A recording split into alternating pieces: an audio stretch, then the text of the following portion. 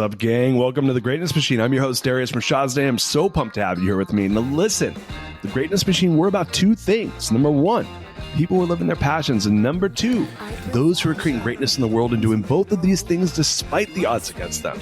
Each episode, we're going to feature interviews with game changers, business leaders, telling us their origin stories, what made them tick, what got them to where they are now.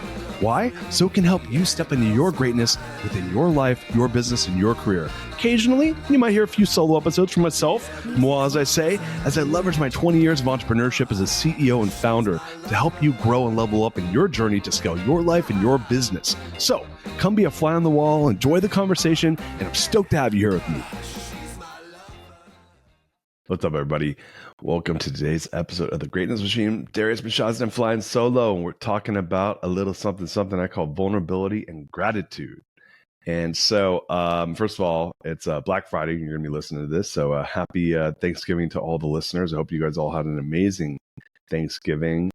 The gratitude, I just want to show up and say lots of gratitude to everybody. And I think that, I was listening to Inky Johnson, a guy I started following on social the other day. And, without gratitude, there cannot be happiness, right? We need to be grateful for the things we have in our lives. We need to be grateful for the people that show up and really, give their heart and souls to making us, have better lives around us, whether that's at work or at play or in our friendships. And really, what I've found with gratitude is it's one of these things that, the more you do it, the more you increase this practice of gratitude in our lives, the more you can be grateful for almost anything.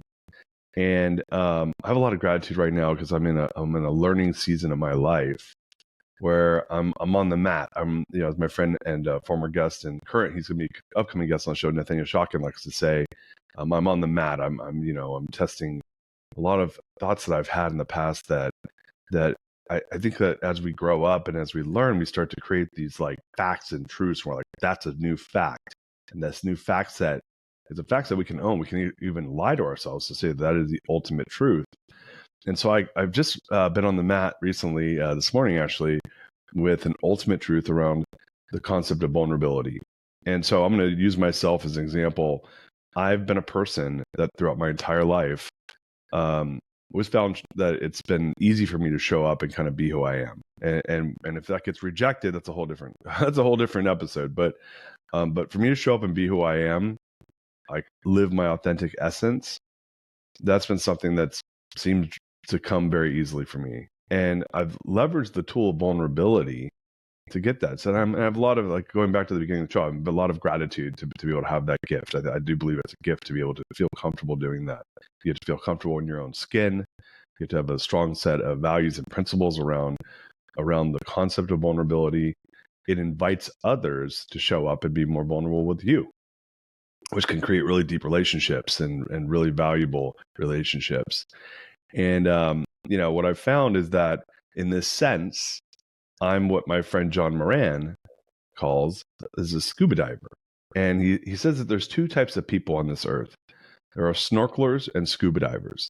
We were having a really deep conversation about how he goes deep. He's a scuba diver. And we were in this men's group that I'm in a CEO group in LA, and we realized a lot of us were scuba divers. And what we found in our most meaningful relationships is that not necessarily everyone around us are scuba divers. A lot of people are more snorkelers. They tend to kind of stay more on the surface. It's tough for them to go low. And so I want you to ask yourself right now, am I a scuba diver or am I a snorkeler? Because I found, without question, Darius Mirshahzadeh, you are a scuba diver. You like to go deep. It's one of the reasons I like doing the show. I get to get deep with people pretty quickly. I try to make them feel comfortable. That's one of the currencies I use to get people to be vulnerable with me. And then I like to go deep. I like to learn. I like to see who's reciprocating that vulnerability. But this morning, sometimes I get up, I'll look at social media, look for a few minutes. I know that's a bad habit, but I don't. I'm actually, I don't spend a ton of time on it. And I have a friend, former guest on the show, Trey Taylor, really well-known author, who was posting on social, and he posted this ChatGPT prompt around basically the ChatGPT telling you what narratives do you have in your life that are unknowing to you. I'm like, oh, that's interesting. And you got to, it's like by the way, if you don't know this, you can go in ChatGPT and you can do like AI role playing. You can role play. It's almost like therapy. You can debate ChatGPT. There's some really cool stuff you can do with this. You can negotiate against ChatGPT. So these are all, and it's smart, right? Because it's taken from all these different, bodies of work around the best practices in these areas. And so ChatGPT starts going down this rabbit hole of me being, vulnerable, but having blind spots and not doing it from a place of authenticity. And I self-corrected it. And we end up in this spot, though, where we're talking about vulnerability as almost as a currency. I'll go there in a second. So I want to take a step back. For me, I'm going to talk a little bit about like how I've always approached vulnerability. For me, my friends closest to me have heard me say, I believe that vulnerability is one of my superpowers. And I think in this world, we're taught, you need to go deep and you need to be vulnerable. And if people don't want to be that way with you, then they're not, or work towards that with you, that they're not your people. And there's this whole thing around authenticity. I was watching a thing last night that was talking about that authenticity is actually a higher level of resonance than happiness. And so I think there's a huge narrative, and I'm not saying it's wrong, by the way. I actually like at its truest form, when you can find those moments, I think that it's a gift, to find fully vulnerable, fully authentic people living their best lives, showing the world who they are. But I also think we've come to a point now where it's almost like, because that's the narrative, that we should be vulnerable, we should be authentic, and we should be our true selves. And those that don't want to accept us for that, F them, screw them. And again, there's some truth to it. But, I'm going to juxtapose that with like an example of oversharing, right? A few years ago, about 5 years ago, I was at a men's retreat at Esalen. And for those of you that don't know what Esalen is, it's like this like learning place in Big Sur, California. It's kind of hippie-ish, new age from the 60s. The Beatles used to go there. It's really, check it out. It's amazing. So I go there with my CEO forum, and we went and did a retreat called The Future of Masculinity. And we get there, and I'm like, all right, I'll go with my friends. And mind you, I'm in the middle of like kind of this is the end of 2019, September 19. I'm kind of 2 months before I left as CEO of my former business. I was going through a big life change, and I'm at this powerful, amazing place of Esalen to do a future masculinity conference. I'm admitting this wholeheartedly. For my more less vulnerable, less open-minded friends are like, Darius, what the hell are you talking about? But we went to this thing, and Nathaniel was actually leading it. So it's funny enough we're talking about Nathaniel now. And the first night we get there, it's all men, and we're in a yurt. Yes, I'm fessing up to a lot right now. We're in a yurt, on the property. And I can't remember what happened, but basically there's like a moment where we're sharing like kind of our backgrounds and our life experiences and kind of our interactions. And this guy who's sitting a few feet away from me, I mean, it was like he couldn't wait to talk about his mother and his relationship with her and his childhood. And it was like this kind of oversharing moment. Now in his mind, he's probably like, I'm being vulnerable and I'm being my authentic self. And I had this visceral reaction that I'm not proud to say was kind of like disgust. I'm looking at my buddies and I'm like shooting arrows to this guy. And what it was that we had not built a social contract yet around vulnerability. And now we're at Esalen, so there's part of the social contract been signed. He's allowed to show up however he wants to show up at this Future of Masculinity retreat. I did not feel like he was being very masculine, so I was kind of being a junior high asshole about it. But he was in some ways like, I guess, we had not established what the social code was. And many times we don't do that in life. We just kind of show up and, we work our way around the fringes until we figure out, hey, is this a scuba diver? Is this a snorkeler? This guy I think this guy was like, we're at the Future of Masculinity retreat. These dudes are all scuba divers. I'm going to the deepest parts of the ocean with them as soon as freaking possible. And I was like, yeah, man, I'm kind of a scuba diver, but like, we don't need to go to deep, dark, like the deepest parts of the earth quite yet. So I was offended. And anyway, I realized at that moment that it's not the same for everyone. And that we should, and again, I was very kind of sophomoric about it at that retreat, which is, for my good friends, you can imagine what I was it was kind of a little bit of stand-up comedy for me. But the guy ended up being a cool guy. I will say this, on day 2 of this retreat, Nathaniel, bless his soul. Now Nathaniel is a mixed martial artist. He wrestles, he does jujitsu, he does kung fu, some karate, and and he grew up in this transcendental meditation community in Iowa, Fairfield. I love him, man. He's gonna be on the show again for the third time. And he and I were hanging out actually a couple weeks ago here in Austin, and I reminded him of this. So on day 2, he starts talking about how Socrates used to have his students wrestle before they learned to get the body moving. And I was so happy Saturday morning when we cleared the chairs out and we decided that we were going to wrestle. Like all these men, like 38, 40 men in this yurt, we're like going to grapple, not full grapple where we're throwing them on the ground, but like just like tying up and like pushing each other around, like getting the body moving, being physical, being masculine, warriors. Now, for listeners that don't know this, I was a wrestler in college and a wrestler in high school. I was actually the MVP of my team in high school for wrestling. I was all county. I was like top in the state where I lived in California. I was as obsessed with wrestling as I am with business now. And now I'm 41 years old. This is 23 years after I had probably last wrestled, 22 years after I had last wrestled. But once you know how to wrestle, you know how to wrestle. And you sure as hell know how to wrestle against people that don't know how to wrestle. And I knew it. I'm like, the odds of me being the best wrestler in this room are pretty high, like within 99% certain. You never know. I always run into guys that are really good wrestlers or people that are really good wrestlers too, and surprised. But there's a pretty high chance. There's 39 people in the room. There's at least a less than 3% chance, 2% chance that I'm not the best wrestler. Mind you, I'm also a big guy. And I'm like, I'm going to go kick this guy's ass. that was oversharing the night before. Now, I was, in fairness to me, we were wrestling. So I was wrestling everybody. I went after my buddy Anton, and that was fun. And I was going after all my forum mates. There's 7 of us there besides myself, so 8 people. And I was attacking them because they were like the easy targets. But I did go search out Oversharing guy, and I did go grab him and kind of mess around with him for a minute. So moral of the story is, if you overshare in front of me, I might wrestle with you. No, I'm just kidding. But yeah, it was uncomfortable. And I decided I was going to, kind of maybe physically picked on him a little bit. Maybe I made some comedy after hours about him.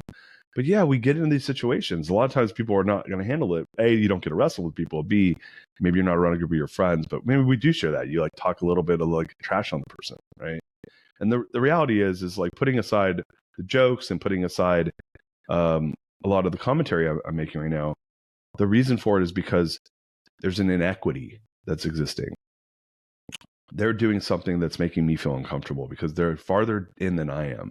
And actually, upon me even sharing all this, I think it makes the point even more that I'm a person that's a scuba diver. I tend to go deep. And I've always been view that as me opening the door, inviting others to go deep with me. And I think I do it in a tender way, in a way where people don't feel obligated to. But what ChatGPT did this morning that I thought was fascinating was ChatGPT started challenging me on it. And as we went, I kept giving it more prompts. I said, no, that's not true what you're saying. This is actually how I feel about it. And what it came down to for me was around creating safety, creating trust, wanting people to meet me halfway. So again, if I'm going to scuba dive, are they scuba diving? Asking myself that question, right? Maybe ask yourself that question. Are people matching me from a vulnerability standpoint? And what I saw was this is a way for me to build trust in a relationship. Hey, we're willing to go deep with each other. Cool. You're my people. And I guess in the past, and the narrative that I'm going to challenge right now is the narrative that if you don't do that, you're not my people and I don't have time for you. Because what ChatGPT landed on, and again, it's amazing that I'm even saying these words because I'd never in a million years thought that I would be talking about how ChatGPT and I were debating my vulnerability this morning. As I say it out loud, it sounds insane, but we were. And what opened up for me is that it's a currency, and that there's a lot of effort that goes into kind of thinking, emotional effort and energy that's spent assessing are people matching me with this? And then maybe even some disgruntledness or some negativity if they're not, and then trying to figure out how do you get them to go deeper. We do this in a lot of relationships, especially if we're seeking approval, right? We're trying to, how can I go deeper with this person? I like this person. I want to get to know them better. And I think a couple like key things have come up for me in this thought exercise. Number one is they don't have to. It's on them. And I could choose whether I want to, just cut the relationship as a whole, or maybe I just manage the different relationships knowing that, oh, that person doesn't go as deep. Interesting. I'm not going to pay as much currency into the till. Now, I like to give a little more than I take always. That's just kind of one of my philosophies in life. Like, it doesn't hurt to give a little more than you expect in return. And so for me, I don't mind going a little bit deeper earlier and then watching to see if they mirror. And if they do, then that builds trust, and I can maybe carve away a little more and carve away a little more and carve away a little more, and that deepens the relationship. But what I also realized, and what ChatGPT brought up, was that I tend to do this kind of like agnostically, whether it's personal or professional. In a personal life, I'll do it because that's like how I want to show up in my personal life. But then I like to do it in my business life, right? Because I feel like it builds strong relationships. And by the way, when I get that, that's great. This goes the kind of this idea of like when people give you their loyalty, that's a gift. When people give you their vulnerability, that's a gift. That's probably the greatest gift that you can give, right? Because we got to protect that too, right? And so I started thinking about this in a new way through this exercise I did this morning, which is it's really a currency. And it doesn't need to be fully reciprocated, but we want to see how it's reciprocated. And I can pay a different currency or go to different, I should have even different expectations around personal versus professional expense, because I've never viewed this as an actual expense, because the biggest expense you have here is the expense of the energy. And for me, there's an integrity around, are people showing up the way I'm showing up? Are they mad? I would say, are you meeting me halfway? And so it's okay if they're not. And that was the big epiphany for me this morning, was like, oh, wow, like it's okay if they don't meet me halfway.